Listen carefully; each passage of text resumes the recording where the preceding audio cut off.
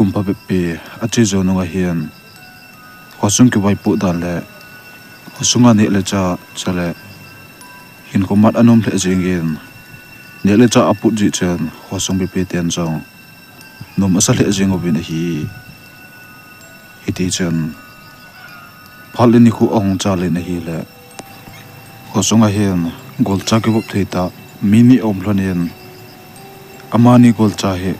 kilha kanglo helen akiwa komplon jen achi chi hlon a achi komplon jen amani en agut pi pen lon chu a hi le gamlen ho hi athano pi pen lon chu a hi ni khadi amani gol cha jong khosunga ompel lon a hian agol pan jong golpa gamlen lo na zo asatan gamin chi hitin gamhi galeng na hite ti a sei chen a golpan jaw golpa hingi ba chena hite holang sanga chi ding na ti em tin sei ta hi le aloi pan jaw ke poi holang sangin ba ke chi le phadem ole mul chang pen pan hing langa ho ikalin hap ding ham khosung mi pi te koi ma len lo ding a phal lo ji oba koi ma na leng ji pon chale ipiji a hilang kama ho gam hi len lo ti ti oham lungdon o me tin seitan hi le aloi pan jaw golpa na za kha lo ham masang la ya pa na lo an ke sin le lo an chen na mun a hin he zia cha mun la ho tu chana anai ngam lo a hian chule koi ma ngam na leng ji pon Izi achu koi ma en ana pha zilo hetai ti a se chen akul pan jong ai poe amun hu koi ma en ana pha zilo to a hi le amun hu abe to ko men kam ga leng heten amun hu ga phana hete tin a seita a hi le aloi pan jong hinge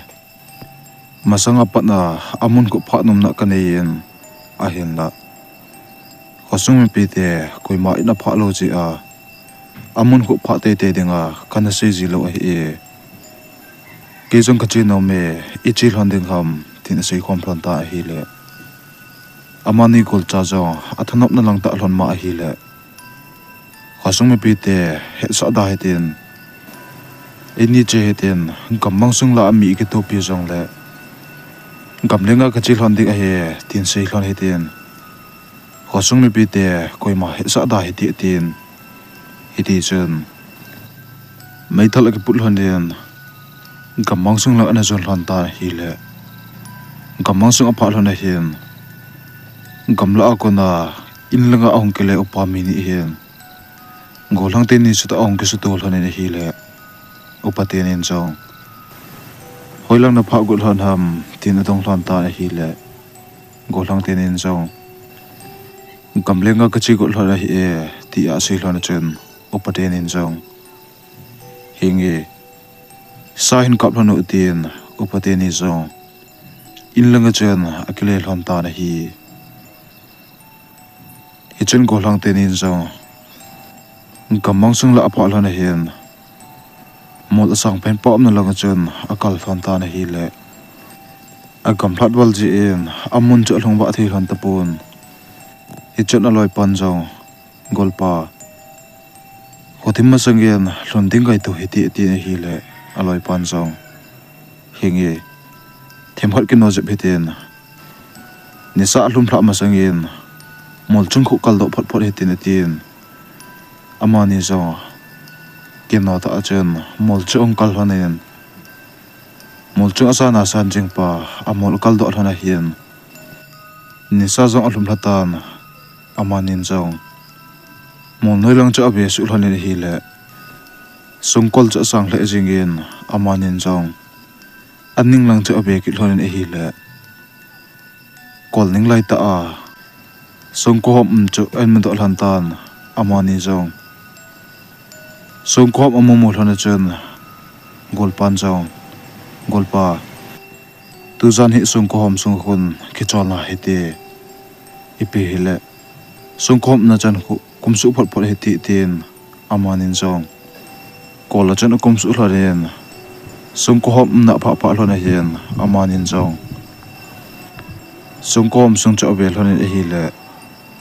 ko sung chu athu wal ji chen aloi pan zong kulpa asunga hi lu hlon ding ham tin seitan hi le aloi pan zong hingi asung hi athu tu epi hi le thiam khat lu ni ten athu a saw wala hi le hungkile do ki te tin seitan hi le aloi pan zong hingi lut he te aten ko hom sunga che alut hlonin ko hom sung alut hla lan zo ba hian ko hom sung chu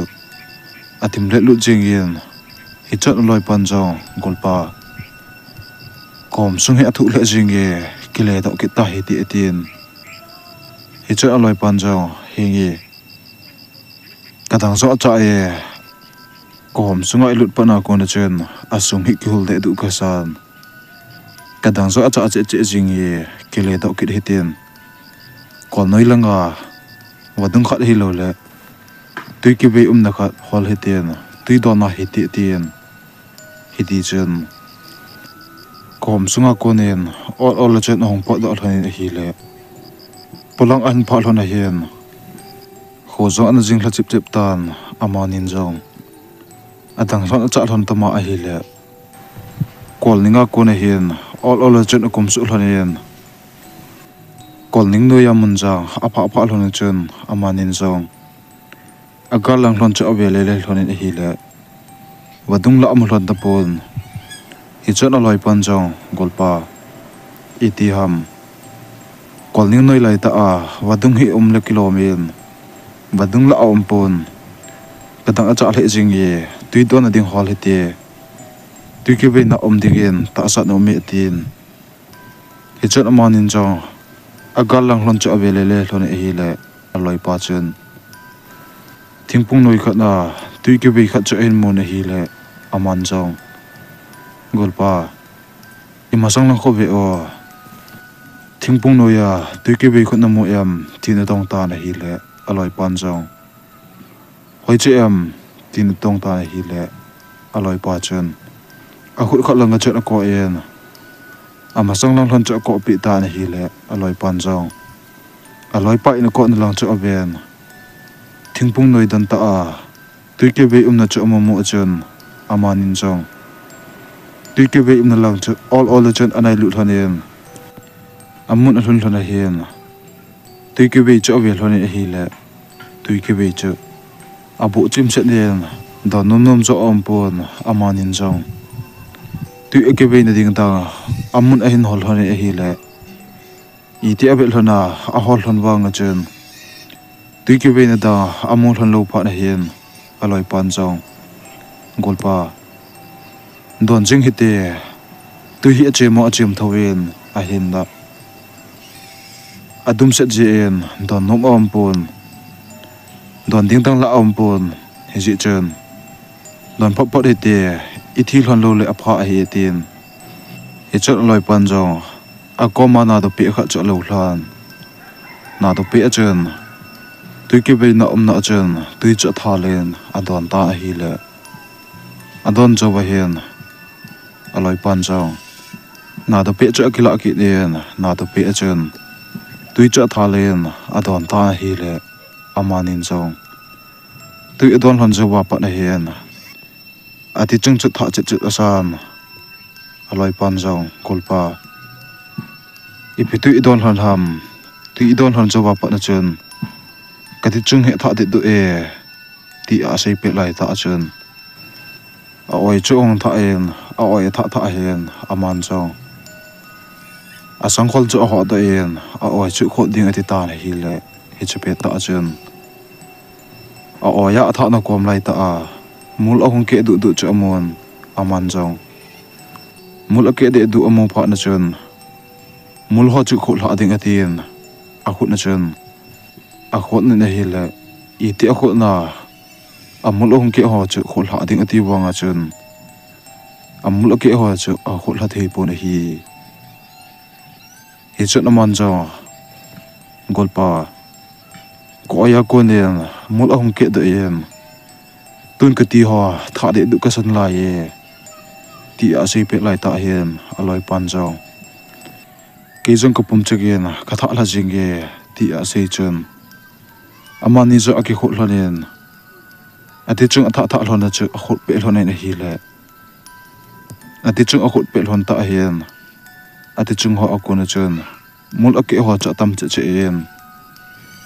amanin zo mul ake ho cha sa do ding ati hlon le na asa hlon ji chun avon asu hlon ati chung ho chu tha asa na ho cha khol hlon ta hi le amanin zo hiti a ke khol hlon pe na hian mul ake cha tam che en amul hlon zo a piling che en hi che pe ta chun a king tin hlon asaw wen a khut tin hlon asaw wen a hatu asaw che en amani zo ata salon alin che en abon hlon atum tel hlon en lo ake su hlon ta hi lo ake su hlon zo ba hian amani zo lo khat pa chun a loi pa chu ngi de tu ne hi le lo khat pan zong a loi pa chu ngi de du nen lo khat pa chu a ham ta na hi le lo khat pa a ham ham chun lo khat pan zong a chung la aven a ham ki ta na hi lo te ni a ham thon zo chun om na kom thona tu ke be cha chip ki hlon ni hi le tu I chip hlon hian ata sa hlon alen che en a hat na hlon a ki be lap che en hi hiti chun lote ni zo tu I don hlon zo ba hian a kingi tu hlon a kingi tu hlon zo ba hian kol ning lang cho be hlon a ngi le lu hlon tilgim a za dan hlon chun leisi ho angi di du hlon chom khat zo ba hian kol chung lang a chun a chom to hlon ta na hi mol chung chop do hlon zo ba hian lote nin zo mol chunga amani ahong hlona lang cha ngi di du hlon lote ni zo mol chunga cha aham hlon zo ba hian amani ahong ki pat hlona lang mol chu ong kal hlona lang chun a chom su hlon ta na hi iti chun amanin tu in don hlon na mon chu masanga pat na lo na thi tam pe na mona tu ki be cha don kha hlon ji a lo ki su hlona hi hiti chun khosung me bete ai mu hla chu lang hian khosung khela gamang sung la ko na chun lote ni chu aham ta na hi le lo aham kin chu khosung me bete jan sat lung lunga ai mu hla chu ba hin gala ko na chun gamang sung la lo aham kin hin za obin hi chu ma hon chaw ai mu nawa ko na lo aham gin asa ota hi le lo aham gin ai ti aza khalo to ama hazo alungo adongo ben a hinda khosung bi te chen ai mu la zo a hi ta di chen koima a thongap chata po ben hi ti chen jingkhong wa ba hin khosung mi pi te zo insa in lang chu jani hla a lo aham kin na za obem ten akidong to la lo jing obin hi chun khosung me pi te zo akido to pe lai ta ba hian khosung noi langa pa na chun upa khat mi thal ain ki pu a khosung a hla hin sama khosung la ain za to amu mo bu chun ama han zo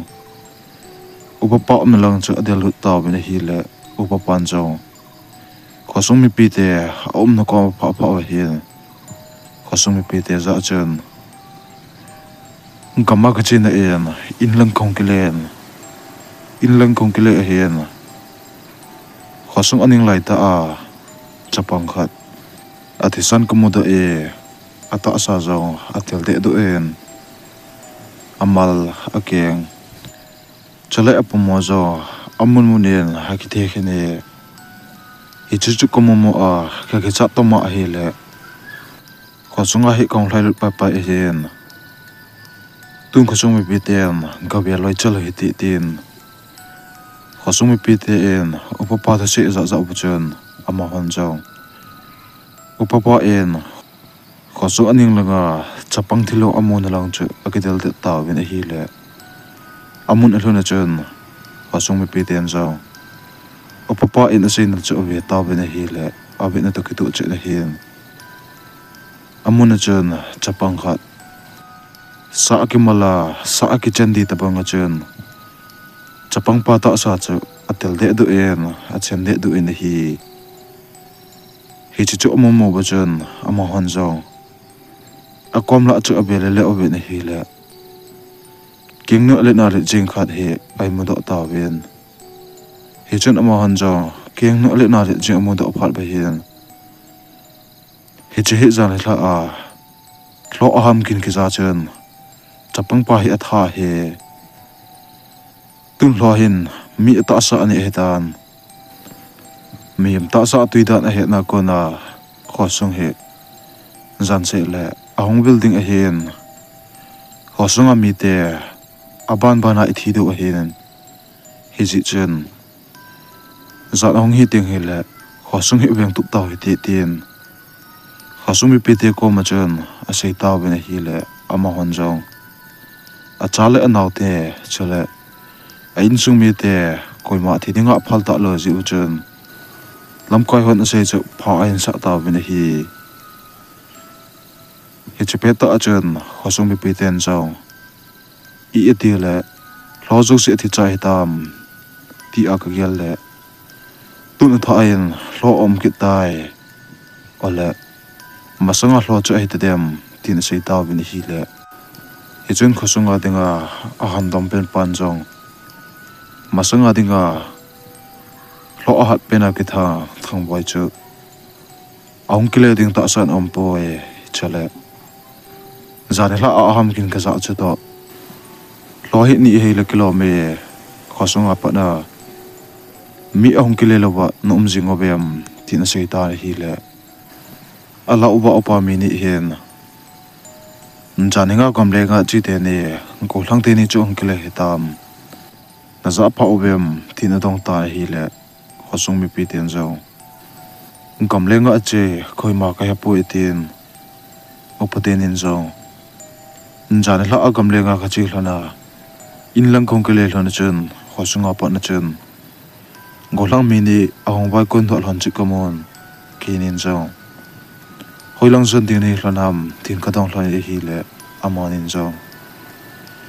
gama gam kale hlan ding sa ka kap hlan ding a hi tin kinin zo gama sa kap mai ding ka hi sa hlan ji chen don chen ka nei hlan pon amani chen mol sang pen pa amna lang sang ha zon hlan e tin a sei ta hi le rupa han dom pen pan zo chati a hi le gin mona khat ka nei aji chu masanga patna tu amol sang pen pa na lang ho golang ho en chinom na lungkel anei ji oba amun langa che te koi ma ki phallo a hen amani hen amun lang cha zat te te thon ji a lo hi ki su kha lona hi dem gin mona khat wang ka nei ipe le khosunga golang ho en zam teng le khosumi pite kui ma su kha thei lo na ding le khosung mi pite en thina chan ge itu lo na te ubin mei thal amang cha thein mei thal mang cha hi tin thal amang cha thein thal mang ho hi tin khosung hi weng tup taw hi te ati ta hi le khosung mi piten cho pha en cha taw bin hi ti chen ni la lang kim ba hin khosunga go lang ho chong khosung lai lunga ki su khom mo bin in chi a mei thal le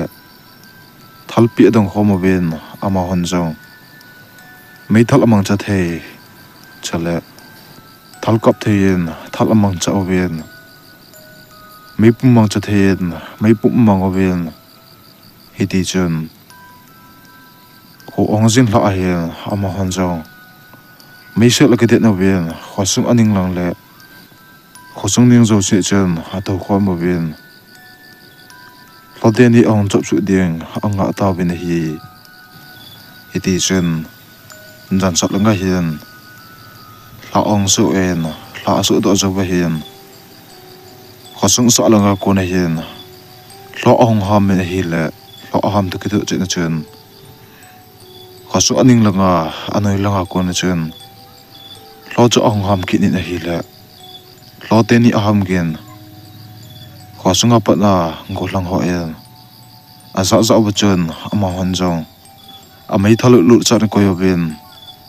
lo te ni en khosung a hin etek din cha nga ta bin hi le chamaka lo hen khosung sa langa lo apang pan jong khosung lang chen ha chom su ta na hi le khosung aninga ngolang ho en lo ong chop su mo ba chen lo cha ka mo bin thalmang cha thei ho en thal chen ka mo bin hi le lo cha gan bol li chen akap kha thei pu bin hi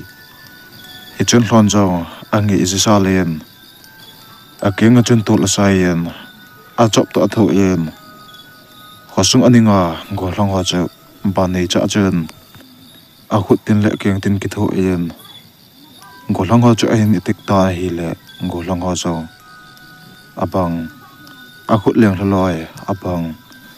alu obodo pi loi ngolang ho cha ban banen ong ti pan ta win khosung anoi langa pang hon zo sa langa ke pa na aloi ho pen gin de meithal gin aza za bachun aning langa pang hon zo khosung sa lan cha delta win hi le he chupe ta ajun khosunga pa na hin chapang nupi upa apen gin chu ahin jata bin ama hon zo khosung tola ahin da la oba khosung anoi langa pa na hlo khat pa chop to wa khosung mi pite ai tek hi dan ahin het pa bachun mi them khat chu khosung lai lunga chapang ho pen kin lang chu delta bin hi le chapang ho na lang alhun hlun bachun chapang them khat da bang lo en alu obo tho pi a ata sa amal tel de do a athisa na chop pe chu mo bung chen ma hon jong lo cho toi tu che no ben a kha mo bin a hi le lon jong mai thala akap gin aza za ba chen a na ko na chen chom do na hi le lo cho gan bol ji en khosunga go long hon jong akap khamon po bin hi ti chen khosung lai lunga apang pa lo en jong chapang ho ta sa khat chu khosung hlang langa chen a chop su pi ta na hi lo khat pa chop do ju ba hen khosung hlang langa ko na chen lo cha ham ta hi le a ham tu ki tu che na hen khosung sa langa pa lo en jong ngo hlang ho ta sa khat chu khosung sa langa chen a chop tu pi ta hi khosung sa langa a chop tu zo ba hen khosung sa langa pang lo zo a ham me hi le a ham zo ba hen lo te ni chen khosung ada la o hi chu go lang hon a het pha ba chen ama hon jong khosung anu no chapang chale khosung asu kha ha khosung lang cha gedel te tho ben mi chu ave oven hi le go lang a ha thi ta hi le khosung anu no chapang a ha thi wal ji chen ama hon jong lo te ni atha do lo do chu ain ke ta bin hi ti chen jingkhong ba hian khosung mi pite jong mi a ha thi wal ji bu chen khosung lai lunga akis khom mo ben khosung lai lunga akis khom zo ba hian golang hon jong lomete ni hi ki tha chau pon te lomete ni a ha le jigi na a gang le jinge lodang to te thi e pon ata salon jong alen le jingin mi min ke khoi zo pon te ki tha zo pon te ate taw bin hi le khosung alam kai hon jong khosung hi e ho le e ho ikibeng tup lo le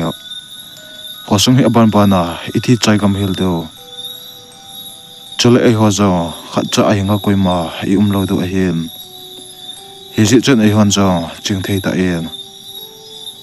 e ho le e ho ke beng tup mai ten zat hong hi ka en mi thol ke su tup mai te tin hi ti chen khosung a go lang ho zo zat hong hi a lote ni to ki do ding chu koi man angap ta pon a hen da lo te ni ki cha ji over khosung abyang tup lo le ama ho zong athi tho tho du chele khosunga nu nau chapang ho athi du a he ji chen ama hon zong mi thal ho atha en acham khom hu win lo te ni adona ding yen akisu khom ta win hi hiti chen ni hla ahong hitan ama ho zong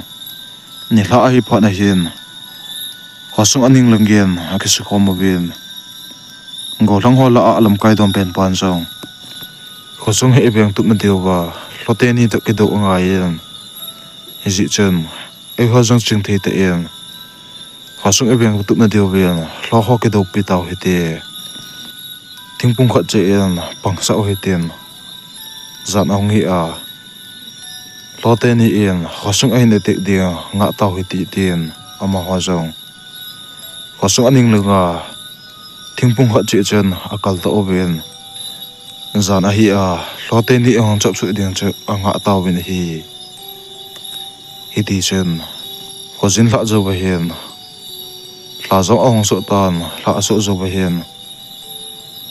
khosung sa langa mul sang pen pa langa ko na chen lote ni zo ong cham su lo nen khosung sa langa gamang sung la ain pa lo na hian lote ni cho aham ta na hi le aham gi che khosunga golang ho en asa za ba chen akichalu koima ompo bin hi golang ho zo akicha ji oba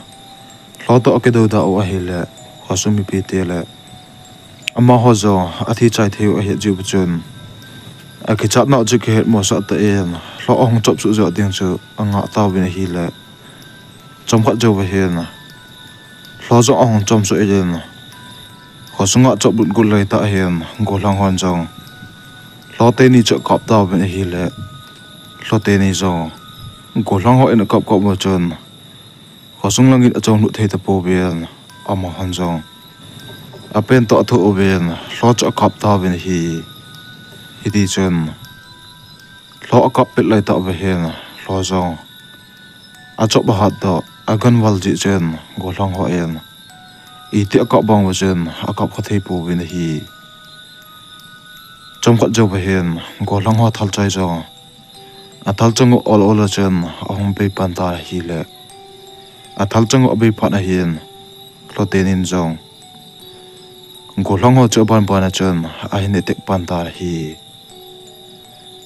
chen tho khat pan zo thingle a ko na chen thingle a golang khat apan na cho bo thon golang pan jong lo chu kap ding atin hi le lo chu kap man ta pon lon jong golang pa lu chu comment a pe den alu abodo pin thingpunga ko na chen a hial je mapang golang pa na lang chu lo chu na bo ki ni hi le a hial je mapang pan jong mei thol a kilut pe hi ji chen lo chu kap man ki ta pon lon jong a khut tin na chen o openg ta cho bo ke pin o oi cho so lut pin o oi sunga alung cho sa do pi pa pa ya golong pa alung chu a kama chu anem ani zu bu chen o na konin a hamen a ham zo zo ba hian khosung aning langa kamang sung langa chen a chom mang ta na hi kamang sung langa chop do zo ba hian lo cho ham kin hi le khosung aning lang mama akona chen lo khat pa cho ang ham ki nian lo khat pa zo a ham zo zo ba chen khosung sa langa a chom to ki ta na hi lo te ni zo akiwa wa lon pha na chen mol sa langa kol ning langa chen a chom to hlan ta na hi ti chen jinghong ba ba hen khosunga golang ho khosung beng tu ma pang ho chu minga lele chu asu sa taw bin hi ti chen khosung mi pi te en khosung beng tup dinga pang golang ho se se zo lote ni en atha chai kam hila minga lele asu cha hi a het wa chen khosung mi pi te zo akisung le le jing go bi hi chen khosung mi pi te zo house support en chen akisu khom mo bin khosung mi pi te se akisu khom pet lai ta ba hen khosung veng tu ma pang go lang mi nga asu cha hon jong khosung mi pi te za chen iti khoso veng tup ding ka ti bang wen ke hot hat na le thalmang cha em ka veng tup zo ta po ve tung chang ke ho nga bo khe ta wen lote ni a hat lon wal ji en mi mit na ke zo ta pon mi nga em khosung he veng tup zo ta po veng ge tun la cha gang the koi ma em ta po wen ko ongzen la ding he se the e ta po e ati ta na hi le ama hola a upa han dom pen pa cha ding do en tu ni pi se jong leo hen pan pi na hi thu mangai tai hi ji chen khosung lai lunga cheng te se ngai ning kom khon pan pi na hi ka thum tau hi te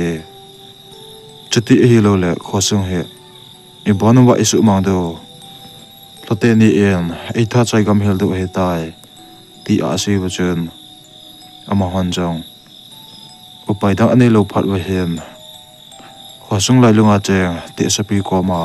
pan pi na thum de giam khosung lai lung lang chu ajon taw bi na hi ti chen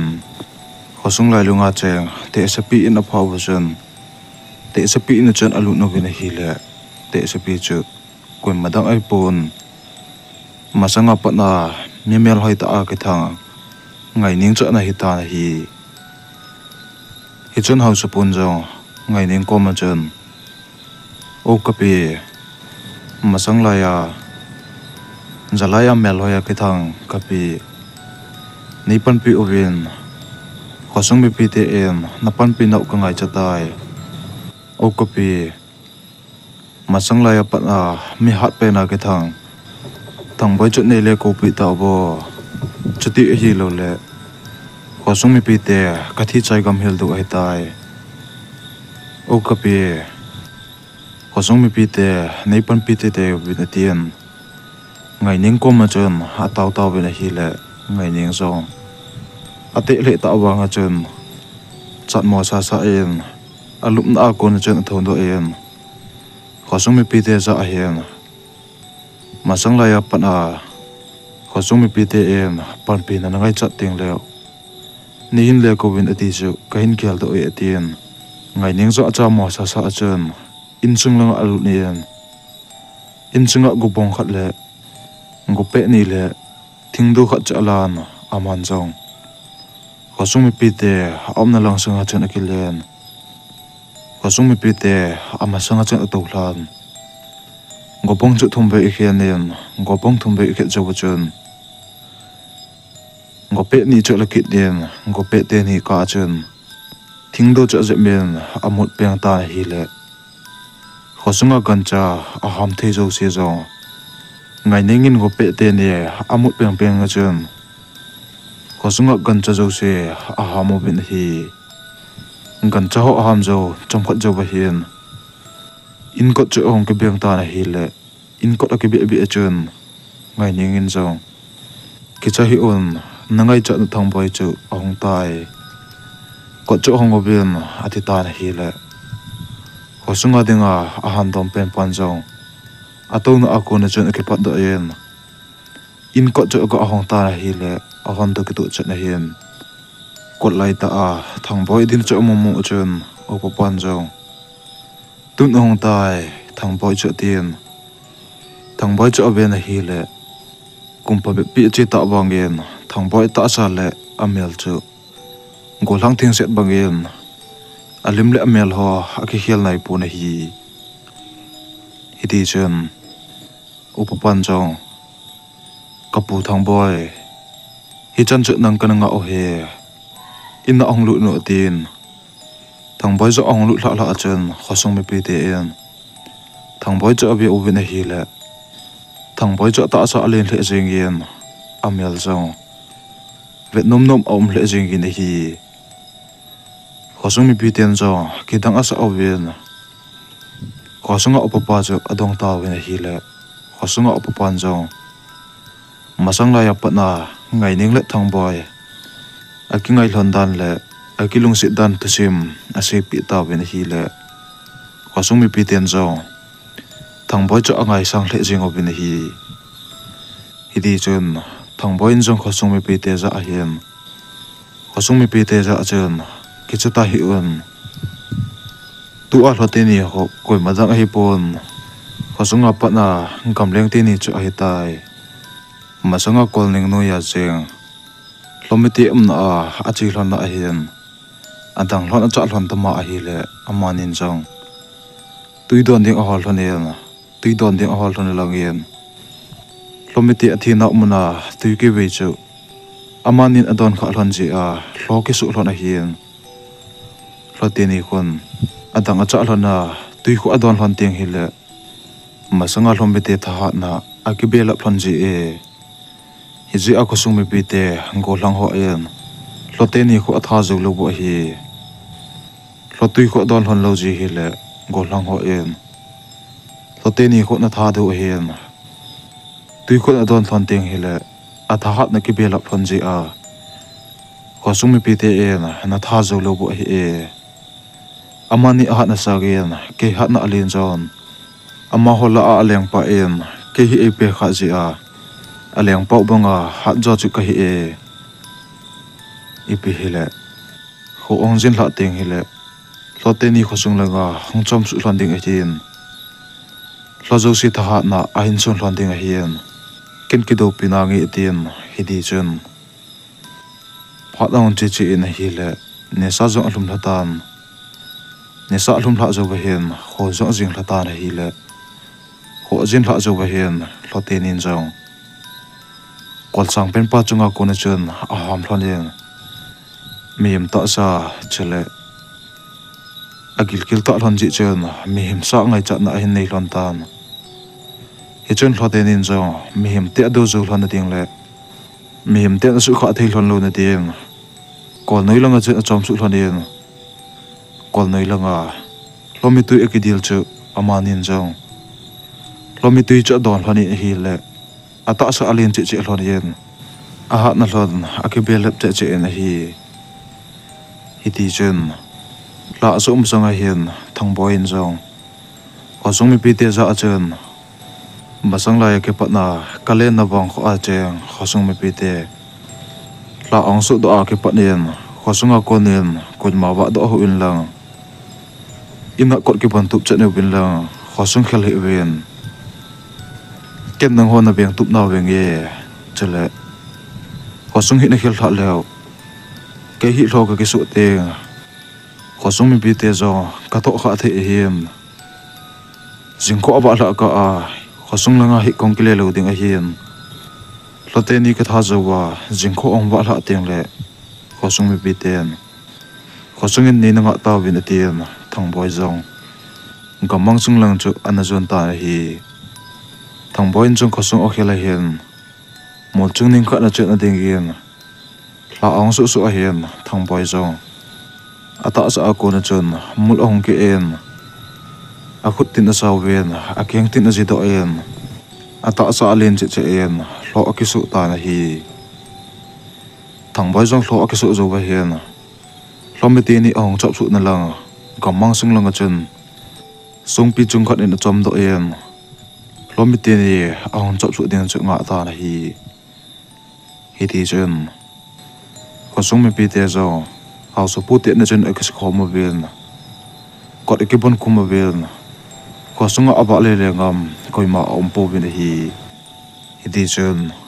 phatum khat jo ba hen khosong sa langa mon sang pen pa langa ko na chen hlote ni ong ham hlan ta na hi le hlo ham gin chu thang boy na za za chen hlote ni na lang sa ka chen a chom to ta hi hlote ni na lang sanga a chop to zo ba hian hlote ni zo khosung langa chet ong chom su in hi le thang boy zo thingpung khat chinga chet a chom do en hlote ni ong cho su ding chu nga ta hi le chom ka lo ba hian hlote ni zo ong chop su chu thang boy yen thingpung chunga ko na amumu chen thang boy zo a ha a si saw wen a keng tin a si saw wen a khut tin a si saw wen thingpung chunga ko na chen lo khat pa chu abo en angong ta chu ape pi en a keng tin a khut tin chen lo khat pa ta sa chung ho chu a khut e pi ta hi le lo khat pan zong thang boin angong a pe pi a khut tin le kyang te na ata sa ho a khut tel de de pha na chun lo khat pan zo alel che che tan che pe ta chun lo khat po chu ong chomin thang boi pha sam lai ta chu a pe pi en a kyang tin le khut tin na chun thang boi ta sa chung chu a wau ke pi ni hi le thang boi en zong lo khat pa en ata sa chung ho a khut ke pi pha na chun na asan hi chun aman zo lo khat pa lo la pe pi chu a khut khat long chun a khut tin a sa ben a op pheng lai ta chu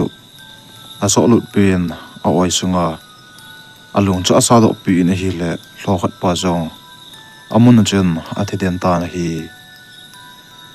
chun lo khat pan zo thang boi cha lo la pe pi na hi le thang boi en zo na asa wal di chen a tu ji sa ben a ham ta na hi le a ham gin chu khosung mi pi ten hau sa puti ana ko na chun a hin za u ben hi chun thang boi en zo lo khat pa en angong a pe pi pha na chun alil che en a hin la lo khat pa sanga ale zo ji chun thang boi en zo a kieng ga chun tol cha sa en lo khat pa en angong a pe pi chu a chop pi ta hi le lo khat pa zo thingpung se na en a ki nei ta hi le lo khat pa zo thingpung se na a ki nei nei chun a chot wa thei ta pom hi chun thang boi zo a ki ji pomin to a cha yen lawa cho ven a hamin a ham zo zo wa chun lo khat pa na langa chun a chom phein a khut din a chun a man zong lo khat pa openg lai ta chu a su lut pi pe en o oi sunga alung cho bo do pi ta hi le alung abo do pi zo zo wa chun lo khat pa zong a na mun na chun a thi den ta na hi ti chun thang boi en zong lo te ni a tha zo zo wa chun mol chung langa chun a chom to ven mol chung langa chun lawa chu ven a tu je sa ven a tha je pomen thum me chu a ham ta na hi le a ham kin chu khosung mi pi te en kala konin a za ven hi ti chun jingkong wa hian khosung mi pi te le ngai ning in zong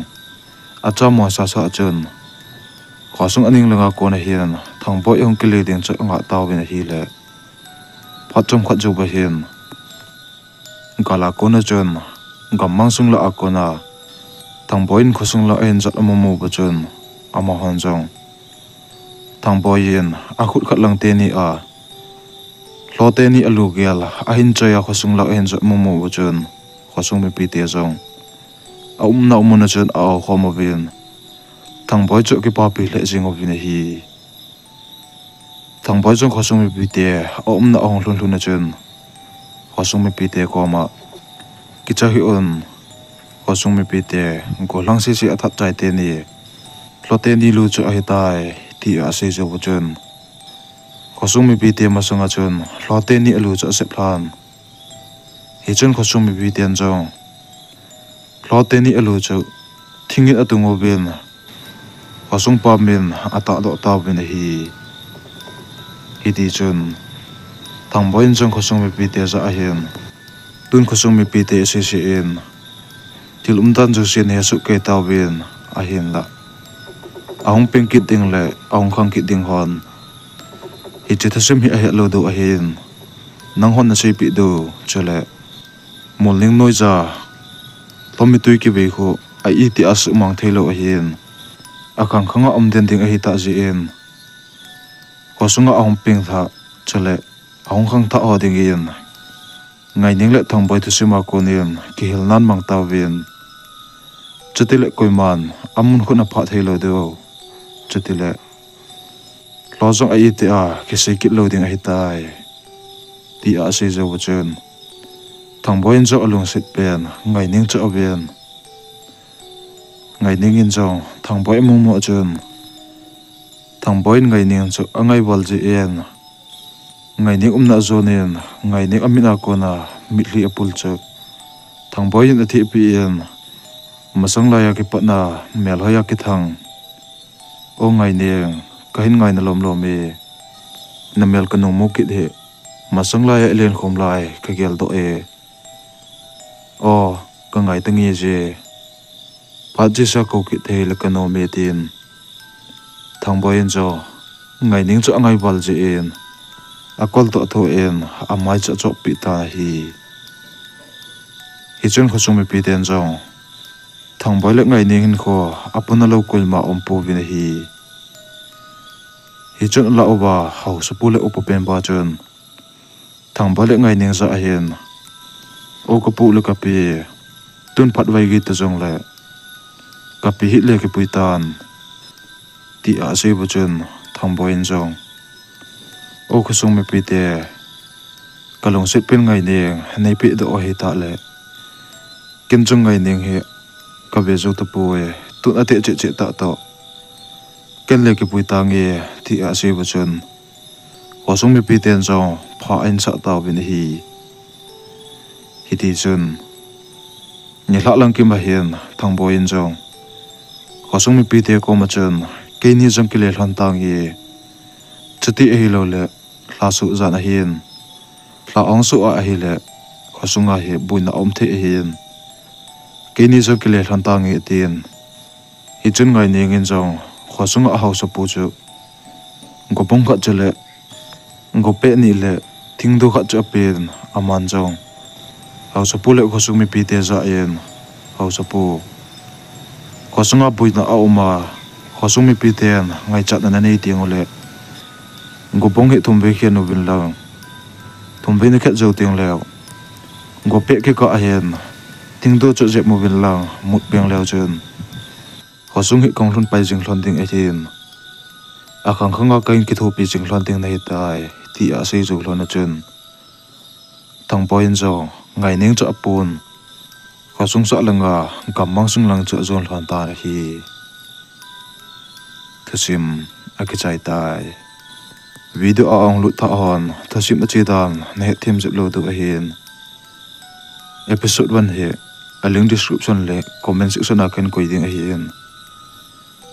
episode 1 ko na ngai ma se leo chen thasim a chidan ne ne them du a hi thasim aban ananga ki taw hiti na bonun mangpha